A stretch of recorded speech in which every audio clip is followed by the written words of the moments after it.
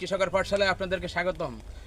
আমরা মিমটেক্স কোম্পানির পক্ষ থেকে মাঝে মধ্যে এরকম বাগান ভিজিট করি এবং আজকে আমরা আসছি মিশ্র চাষ, মানে এখানে মিশ্র চাষ এই কারণে বলছি, আমরা পিছন সাইডে আমার ক্যামেরার ওই সাইডটা একটু মাঝে দেখাবেন যে ওই সাইডটা রয়েছে ধান, মাঝখানে রয়েছে কুল, তার ভিতর দিয়ে কলা এবং আমাদের একটা বড় একটা পুকুরও আছে। এই পুকুরে সম্মিলিত একটা চাষ, এই জন্য বলা হয়েছে মিশ্র চাষ। এই মিশ্র চাষের ভিতরে যে কুল বাগানটা করা হয়েছে, এই কুল বাগানটা এটা কিছু ওয়ার্ল্ড সুন্দরী কুল আছে আর বাকিটা আছে এটা আপনার আপেল কুল, যেটা থাই আপেল নামে পরিচিত। এই থাই আপেল কুল আসলে আমরা ট্রিটমেন্ট দেওয়ার চেষ্টা করেছিলাম, পরামর্শ দিয়েছিলাম।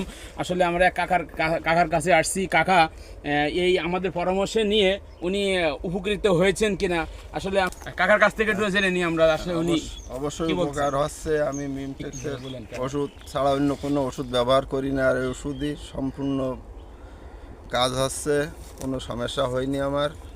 ধান বা বড়োর সবই এই মিমটেক্সের ওষুধ ব্যবহার করি। আমি কোম্পানিকে ধন্যবাদ দিচ্ছি যেন সবাই যারা সফলতা হয়। আমার ভাইপো এই কোম্পানি চাকরি করে, ভাইপোর পরামর্শে অবশ্য আমি এই চাষটা করছি।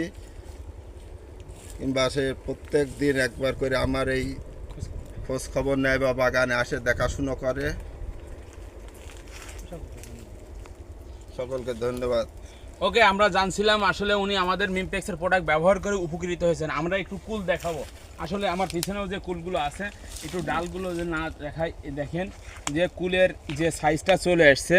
এখনও কিন্তু কুলটা অন্য অন্য ক্ষেতে আপনার এই যে কাশ্মীর, এটা হলো আপনার থাই আপেল বলা হয়।